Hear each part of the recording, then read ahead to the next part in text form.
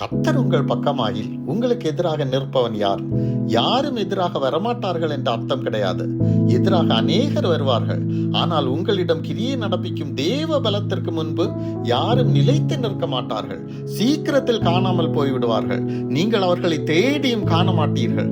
உங்களுக்கு எதிராக எழும்பும் எந்த ஆயுதமும் வாய்க்காதே போகும். உங்கள் வலது பக்கத்தில் 1000 பேரும் உங்கள் இடது பக்கத்தில் 10,000 பேரும் விழுந்து போனாலும் அந்த தீங்கு உங்களை மட்டும் அண்டாது.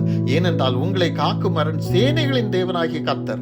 உங்களுக்கு எதிராக வருகிறவர்களிடம் நீங்கள் யுத்தம் செய்ய தேவையில்லை. யுத்தத்தில் பராக்கிரமம் உள்ள தேவன் பார்த்துக் கொள்வார். நம் வேலை அவரை சார்ந்து அவருடைய புயபலத்தை நம்பி பயப்படாமல் நிலைத்து நிற்பதுதான். நாம் நிலைத்து நின்றால் தேவன் யுத்தம் செய்வார். நாம் பயந்து ஓடினால், நாம் எங்கு ஓடினாலும் சத்ரு நம்மை விரட்டி கொண்டே ஓடி வருவான். நமக்கு எதிரி நம்மை காரணமில்லாமல் எதிர்க்கும் சக மனிதர்கள் கிடையாது. அவர்களுக்கு பின்னிருந்து நமக்கு எதிராக செயல்படும் சத்ருவாகிய சாத்தான் தான்.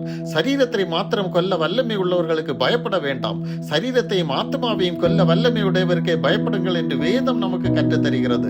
தேவனின் அனுமதியின்றி உங்களை எதுவுமே அணுகாது. இந்த உலகத்தில் உள்ளவனை பார்க்கிலும் உங்களோடு இருக்கிறவர் பெரியவர். உங்களோடு இருக்கும் தேவனுடைய பலத்தோடு ஒப்பிடும் போது எதிராக வரும் பிரச்சனைகளும் சூழ்நிலைகளும் எம்மாத்திரம். எனவே பலன் கொண்டு திடமனதாயிருங்கள்.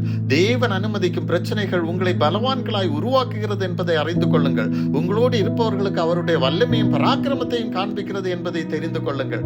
இந்த சமூகம் உங்களை குறித்து பேசும் பேச்சுகளுக்கும் உங்களிடம் கேட்கும் கேள்விகளுக்கும் பயப்பட வேண்டாம். சில சமயம் தேவன் சூழ்நிலைகளை உடனே மாற்ற மாட்டார். சிங்க குகையில் சிங்கங்களின் வாயை கட்டினது போல உங்களை எதிர்த்து பேசுகிறவர்களின் வாயை சீக்கிரம் கட்டுவார். தேவன் அனுமதிக்கும் சூழ்நிலைகள் தீமையாக தோன்றினாலும் அது நன்மையாகவே முடியும். பயப்படாதே, திகையாதே, கலங்காதே, மனம் பதறாதே. ஜெய கிறிஸ்து முன் செல்கிறார். ஜெயமாக உங்களை இரத்த கோட்டைக்குள் மறைத்து நடத்திடுவார். அவருடைய நாமம் உங்களுக்கு அரணும் பலத்த துருகமாயிருக்கிறது. அல்லேலூயா.